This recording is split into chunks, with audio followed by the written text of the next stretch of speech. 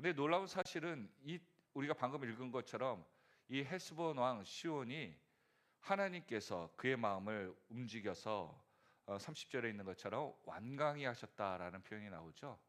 여기 보니까 30절 헤스본 왕 시온이 우리에게 통과하기를 허락하지 아니하였으니 이는 내 하나님 여호와께서 그를 내 손에 넘기시려고. 아니, 하나님께서 병 주고 약 주는 거야? 누구의 마음은 강하게 하셔서 부들부들하게 하시고 두려워하게 하시면은 그 땅 아무도 죽지 않고 그냥 좋게 좋게 넘어갈 것인데 왜 그러셨을까라는 생각이 의구심이 듭니다. 그런데 놀라운 사실은 26절 우리가 본 것처럼 여기 한번 볼까요? 26절에 보니까 평화의 말로 이 시온 왕에게 와서 이스라엘 사람들이 통과할 수 있도록, 그리고 우리가 절대로 너의 것에 대해서 손을 대지 않겠다, 이렇게 얘기를 보내어 사신을 보내어서 얘기를 하죠. 여러분, 지금 이스라엘은 나라가 있는 왕국입니까? 아니면 그냥 떠도는 사람들입니까? 그러니까 유랑민입니다. 나라가 지금 없어요. 이스라엘이라는 나라가 없는 사람들입니다.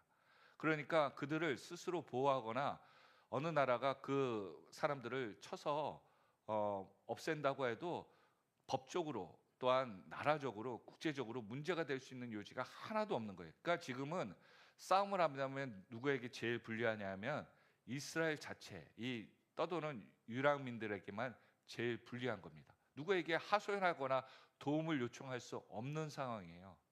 그러니까 싸움을 되도록이면 안 하는 게 좋죠. 그렇게 우리가 만일 생각을 해도 이런 것을 생각해 볼 수 있지 않습니까? 차 보험 들지 않고, 또 우리가 건강보험 들지 않고 여러 가지 보험을 들지 않고 사고를 난다. 그러면 아찔하죠. 그런 것처럼 우리의 삶 가운데 이러한 일들도 생각해 보면 어려운 일인데, 오늘 이스라엘이 광야를 지나는 가운데 이 헤스본 왕 시온에게 맞닥뜨려서 평화의 말로 요청을 합니다. 그리고 분명한 혹시 손실이 있다면 우리가 값을 치르고 정당하게 당신에게 유익이 되는 것 하겠다, 행동을 하겠다라고 얘기를 하죠. 그런데 이 시온 왕에게는 좀 이 모습이 좋게는 안 보였을 것입니다. 여러분, 예전에 제가 어떤 이야기를 들은 적이 있는데요. 회사에서 직원이 와서 사장님에게 이런 계획이 있으니까 이런 회사가 이렇게 갔으면 좋겠습니다라고 뜬금없이 사장과는 전혀 친분 없는 직원이 찾아와서 이야기를 하더라는 거예요. 그러니까 사장 입장에서는 기분이 좋겠어요, 나쁘겠어요? 나쁘죠. 왜냐하면 와가지고 좀 바르게 하면서 사장님, 제가 좋은 의견이 있는데 들어보시겠습니까? 그래, 어떤 이야기인데, 이러면서 말을 풀어가야 되는데 다짜고짜 계획서 딱 내놓으면서 사장님, 우리 회사 이렇게 가면 좋을 것 같은데 하시죠, 이렇게 얘기한다면, 통보하듯이 얘기하면 기분이 좋지 않을 겁니다. 자존심이 상하겠죠. 도대체 이 사업의 사장은 누구인가, 또 이 땅의 주인은 누구인가 라고 하면, 이 기업의 주인은 누구인가 생각하면서 듣지 않겠다, 가라, 너 어느 부서야, 그만둬 오늘, 이렇게 하지 않겠습니까? 오늘 이스라엘이 이 시온 왕에게 와서 어떠한 모습이 있었을까요? 마치 시온 왕에게 우리에게 이렇게 좀 건너가려고 하는데 우리가 도움을 받을 수 있습니까? 라고 하는 내용들이 있으면 좋을 것 같은데, 오늘 이야기에 보니까 다 계획을 짜서 우리 건너갈 거야, 건너갈 때 너희 때 불편 안 끼칠 테니까 이런 거 해줄 테니까 우리 건너가게 해줘, 이렇게 통보하듯이 이야기를 하면 어느 나라 사람들이 좋게 보겠습니까?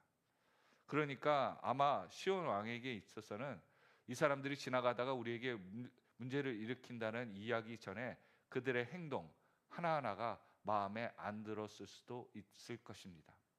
그러니까 인간적으로 생각해 보면, 우리 세상 살아가면서 생각해 보면, 통보하는 그 사람은 그 사람들에게 좋을 리가 없겠죠. 아무튼 이것이 좋은 행동이었던 나쁜 행동이었던 간에 정당하다, 우리는 돈 주고 지나가려고 했는데 그들이 우리를 막았어, 그래서 싸워서 우리가 그들을 없애버렸어 라고 하는 정당성을 얘기할 수 있겠지만, 인간적인 모습으로 보았을 때 이것은 하나도 좋은 모습으로 비춰질 수 없을 것입니다. 주인이 안 비켜주겠다는데 그거 갖고 딴지 건다는 것도 좀 그렇지 않습니까? 그렇죠? 내 거 빌려달라는데 안 빌려준다고 해서 때린다. 그리고서는 내가 그거 하는데 야 때렸으니까 너한테 또 때리니까 병원비 물어줄게 내가 이렇게 얘기하면 한다고 한다면 맞은 사람도 또한 그것을 가지고 있던 사람도 참 억울할 것입니다. 그러니까 정당하게 얘기한다면 이렇게 했을 때 거절한다 그러면 그것을 피해가는 게 맞는 방법이겠죠. 세상의 방법의 말입니다. 그러나 이들은 그 시온 왕에게 정중하게 한 번 더 요청합니다. 29절 한번 읽어볼까요? 시작. 세일에 거주하는 에서 자손과 아르에 거주하는 모압 자손이 내게 행한 것 같이 하라. 그리하면 내가 요단을 건너서 우리 하나님 여호와께서 우리에게 주시는 땅에 이르리라 하였으나, 그들은 이전에 에서 자손들과 모압 사람들의 관계들 가운데 무사히 지나간 것을 예로 들어서 우리가 이 땅 건너서 요단을 건너갈 수 있도록 길을 열어달라고 또한 요청을 합니다. 그러니까 한번 이제는 자존심을 접어서 이들이 한 행동을 곰곰이 검토할 만한 그 시온 왕의 마음도 있었겠죠. 그런데 마음이 다치니까요, 사람이 어떻습니까? 우리는 첫 인상 때문에 그 사람의 삶을 평가하는 경우도 있잖아요. 어느 분이 그러시더라고요. 우리가 인테리어를 좀 해야 되는데 어느 분에게 좀 도움을 받기로 원합니다. 그래서 알려달라고 해서 교회 집사님 전화번호를 알려드렸어요. 여성분인데요. 알려드렸더니 이분이 죄송합니다. 어느 지방이라고 하면 또 문제가 될 것 같아서 말 무뚝뚝하게 하는 그런 지방 분들이 계시지 않습니까? 막 툭툭 내려오고 또 따지듯이 말하는 말투가 있는 분이, 그분이 그런 분이에요. 그러니까 교회에서 소개받고 그분에게 전화 걸어서 이러한 인테리어를 좀 도움을 받으려고 하는데 공사 좀 진행하겠습니까? 그랬더니 돼요. 그런데 어떻게 해드릴까요? 뭐 이러니까 그분이 나중에 통화하고 저한테 연락한 거예요. 목사님 도움 받아갖고 좀 이렇게 연락 취했는데 그분 뭐 저한테 기분 안 좋으신 것 같아요. 싸우려고 하는 듯한 목소리에 어떻게 해야 될지 모르겠어요. 그렇게 물어보시더라고요. 그래서 제가 아예 그분이 원래 성격이 그렇고요. 절대 그런 마음이 아니고요. 원래 말투가 그러신 거니까 오해 마세요. 그런 거냐고. 그러면서 도움을 서로가 받고 공사를 한 적이 있습니다. 아무튼 첫 마음이 좋았으면 좀 풀어졌을 텐데 이 첫 마음에 어떻게 도움을 받고자 하는 것이 아니라 통보란 모습이 있으니까 좋은 관계였던 에서와 또한 모압 사람들의 관계가 이 이야기가 통하지 않더라고요. 참 안타깝다라는 생각이 들었습니다. 30절에 보니까 시온 왕이 마음이 다치기니까 어떻게 합니까? 통과하기를 허락하지 아니었다. 근데 여러분, 이게 있는 것 같아요. 우리 삶 가운데 어떤 일을 할 때는 마음이 감동해서 누가 시키지 않는데도 열심히 하게 되더라고요. 근데 어떤 때는 다른 사람이 꼭 해야 된다, 이거 아니면 안 된다, 이거 안 하면 손해 본다 그러는데도 마음이 다치니까 손해 봐도 내가 손해 보는 거지 뭐, 그러면서 안 하는 경우 있지 않습니까? 오늘 헤스본 왕 시온이 하나님께서 그의 마음을 완고하게 하셨다라고 하고 있습니다. 이 뜻은 하나님께서 그를 악하게 하셨다는 것이 아니라 그가 악하도록 하는 그 결정들을 그냥 내버려 두셨다는 거죠. 이 모습은 어느 때랑 똑같습니까? 여러분, 이 모습은 출애굽할 때 바로 왕의 모습과 같지 않습니까? 바로 왕은 10가지 재앙의 심판 같은 고난을 받았는데도요, 완강하게 그의 마음을 굳혀서 하나님의 심판에 도전을 하며 또한 그가 잘못했다고 하면서도 다시 한번 대적을 하죠. 이 모습이 다시 한번 작은 출애굽의 사건과 같이 오늘 시온 왕이 애고 왕과 같이 이스라엘 사람들에게 도전하듯이 시험하듯이 나오는 것입니다. 그때 여호와께서 뭐라고 얘기하십니까? 시온과 그 땅을 내게 넘기노니. 하나님의 목적은 여기에 이 이스라엘 땅들이 기업으로 그 땅을 차지하는 과정 가운데 열매를 맺게 하도록 하시게 인도하시더라고요. 그러니까 하나님께서는 왜 이 땅을 주십니까? 라고 했을 때 그 땅에 대한 하나님의 계획들이 있었던 거예요. 그런데 이 내용들을 보면요, 이 시온 땅이 굉장히 좋은 땅입니다. 그러니까 가나안 땅에 들어가기 전에 이 땅에 대한 그 소유 한다는 것은 이 땅이 굉장히 이스라엘 백성들에게 마치 기름진 땅, 좋은 땅이었던 것입니다. 그러니까 이 좋은 땅을 뺏기지 않으려고 시온 왕도 전전긍긍하며 아마 이스라엘 사람들에게 빌미를 주지 않으려고 거절하고 피해가 우리와 접촉하지 말라고 도전했던 것 같지요. 아무튼 시온 왕이 이 모든 백성을 거느리고 나와서 이 이스라엘과 싸웁니다. 결국 야하스에서 싸우면서 33절 한번 같이 읽겠습니다. 시작. 우리 하나님 여호와께서 그를 우리에게 넘기심에 우리가 그와 그의 아들들과 그의 모든 백성을 쳤고. 싸움이 누구의 손에 달렸다고요? 하나님 손에 달렸다는 거예요. 이스라엘 사람들이요, 지금 출애굽할 때요, 칼이나 무기 제대로 갖고 나오지 않은 백성들입니다. 조금이라도 가볍게 해서 빨리 도망 나와야 되는 사람들이에요. 먹을 것과 또한 입을 것, 그리고 그들이 가진 뭐 금은 재산들 있다면 노략질해서 출애굽을 한 이스라엘 백성들, 또한 부족 사람들, 그러니까 칼과 무기를 갖고 올 수 있는 상황이 1도 아니었습니다. 만일 애굽에서 무기를 가지고 나왔다면 이것은 나오는 것 즉시 전쟁하는 것이었죠. 반역의 무리였을 것입니다. 그러나 그들은 나올 때 싸울 수 있는 무기를 제대로 갖고 나오지 않았습니다. 그런데 오늘 이러한 사람들이, 전쟁에 대해서 준비되지 않은 백성들이 하나님이 함께 하시니까 무기도 제대로 없고 병거도 없는 그들이 하나님께서 이기게 하시더라고요. 그리고 그의 모든 백성, 그리고 34절에 그의 모든 성읍 점령하고 각 성읍을 그 남녀와 유아와 함께 하나도 남기지 아니하고 진멸하였다라고 이야기하고 있습니다. 너무 잔인한 거 아니에요? 라고 하시지만 이 싸움은요, 그 성전, 이스라엘 사람들이 가나안 땅을 점령할 때 하나님께서 남기지 말고 다 진멸하라는 이유가 무엇입니까? 이것은 그냥 인간적인 싸움, 그 땅을 차지하고 그것을 얻는 취득에 약탈하는 싸움이 아니라 신이 그곳을 심판하는 성전, 성스러운 전쟁의 표본으로 삼으셨다는 겁니다. 그래서 이 하나님께서 심판을 내릴 때는요, 남기지 않고 완전히 진멸하시죠. 그것을 보이기 위해 오늘 이스라엘이 이러한 시온, 헤스본 지역들을 완전히 하나님의 심판에, 하나님의 사람으로서, 천사로서 진멸하듯이 전쟁을 이기는 모습을 설명하고 있습니다. 그렇습니다.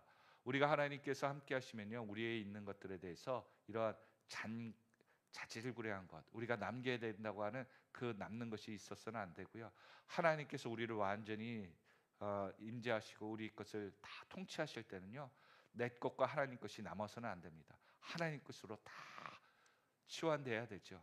오늘 성경은 그것을 얘기하는 거예요. 그래서 이스라엘 백성들은 그것에 좋은 노예로 쓸 수 있고 그들의 자녀들을 어떻게든 좋고 아름다운 것들을 남길 수 있는데 남기지 않고 다 하나님께 드리는 이러한 심판의 싸움을 하게 됩니다. 왜 그랬을까요? 그 땅을 차지하는데 그렇게 진멸하는 게 무슨 의미가 있을까요? 그런데 그 설명을 하나님께서 25절에 시온을 너희들이 그 땅을 차지할 것이다 그러면서 25절에 앞에 이러한 설명을 하십니다. 같이 읽어보겠습니다. 시작. 오늘부터 내가 천하 만민이 너를 무서워하며 너를 두려워하게 하리니 그들이 내 명성을 듣고 떨며 너로 말미암아 근심하리라 하셨느니라. 아멘. 그렇습니다. 하나님께서 이 시온 왕을 본보기 삼아서 천하 만민이 너를 무서워해요. 근데 이스라엘을 무서워하는 것이겠어요? 아니면 이 이스라엘과 함께 하시는 하나님을 두려워하는 것이겠어요? 그렇습니다. 이 싸움이 왜 그들이 잔혹하게 다 죽였대? 이거 여호와이신 그들에 있는 신이 심판한 거래. 심판한 거래. 그들이 좋은 관계를 했는데 그 신을 우습게 여겼대. 그러니까 이스라엘이 문제가 아니라 이스라엘의 하나님을 두렵게 하는 것으로서 하나님이 만드시기 위해 이 시온 왕을 본보기 삼았다는 것이죠. 세상이 왜 교회를 두려워하지 않고 함부로 얘기하고 있습니까? 하나님이 함께하고 있다면, 그리고 그렇게 교회를 함부로 하고 있는 사람들에 대해서 심판이 있다면 결코 이런 일들이 일어나지 않을 거예요. 그러니까 교회는 지금 부흥이 목적이 아니고요. 하나님이 함께함으로 천하 만민이 하나님이 함께하는 교회, 하나님께 함께하는 그리스도인들을 두려워할 수 있도록 하는 그 모습이 우리에게 필요한 겁니다. 그런데 가정에서도 내 삶 가운데도 전혀 내가 노력한 것도 내가 힘쓰는 것도 알아주지 못하고 두려워하지 않죠. 무엇이 문제일까요? 내 노력이 문제일까요? 우리 교회가 문제일까요? 교회나 내가 문제인 것으로 생각하지 말고 우리가 하나님과 가까이 하고 있는지를 다시 한번 점검했으면 좋겠습니다. 그래서 하나님은 이것을 이스라엘 사람들에게 교훈하고자 땅을 주기 이전에 하나님께서 너와 함께하는 것, 그것이 얼마나 위대한 일인지를 깨닫게 하고자 이 일을 하신 것이죠. 그리고 35절에 그렇게 순종했더니 그 가축과 성읍에 탈취한 모든 것을 이스라엘의 소유로 삼게 하시는 거예요. 하나님 그러시더라고요. 자신이 보기에 선한 것 그것 탐하지 않고 하나님께 다 드렸더니 모든 것 물질들을 하나님께서 주시더라고요. 내 욕심에 있는 것을 내려놓고 하나님 앞에 포기하니까 하나님의 뜻대로 하니까 하나님이 우리의 쓸 모든 것을 아셔서 다 주십니다. 36절에 얻을 것까지예요. 모든 땅을 주시고요. 그리고 성읍과 또한 높은 성읍을 다 이기게 하시더라고요. 하나님은 이런 분이세요. 이런 분이세요. 우리가 점령하고자 하고 원하는 것 쳐다봐도 야 저거 어떻게 하겠어? 하나님께 순종하고 나가면 하나님께 드릴 것을 제대로 드리고 또한 하나님 앞에 순종하고 나가면 하나님이 우리가 부러워하던 것조차도 점령하지 못할 것, 얻지 못할 것 하나도 없는 것을 믿으시길 바랍니다. 37절에 모든 암몬 족속이 땅 야복강 강가와 산지에 있는 모든 성읍들과 우리 하나님 여호와께서 우리가 가진 금하신 모든 것을 내가 가까이 하지 못하였느니라 라고 얘기를 하고 있습니다. 근데 여기 37절에 오직이란 단어가 나오지 않습니까? 즉 오직 하나님께서 금하신 모든 것에 대해서는 이스라엘이 절대로 털끝 하나 손을 대지 않고 그것을 해하지 않고 또한 그것에 대한 빌미를 만들지 아니하였다라고 얘기하고 있죠. 19절에 얘기하는 것처럼 하나님이 절대 그것들에 대해서 손을 대지 말라. 너희 형제고 하나님이 주신 땅들이니까 그들에게 허락한 땅이니까 절대로 그들을 탐하지 말라라고 얘기하고 있습니다. 말씀을 맺습니다. 신앙은 무엇일까요? 라고 물어본다면요. 우리의 삶 가운데 항상 하나님 앞에 순종이 우선이겠죠. 그리고 우리의 삶 가운데 우리가 싸움을 하더라도 하나님이 내 편이 되신다면 우리는 항상 우리의 삶 가운데 손해볼 것이 하나도 없습니다. 우리가 싸움을 보면 우리는 항상 손해요. 이겨도 손해라는 표현이 있죠. 왜냐하면 본전이기 때문에. 그렇죠? 가족의 싸움들. 그러나 하나님께서 우리 편에 계시다면 우리가 굳이 싸우지 않아도 하나님께서 싸워주십니다. 그들의 계획이 무너지고요. 그들의 모든 것들이 그들이 의지하던 좋은 것들이 다 허사가 됩니다. 오늘 저와 여러분 이러한 모습 가운데 우리가 갈등 또한 우리가 손해보는 그 모든 환경들 하나님께 맡기십시오.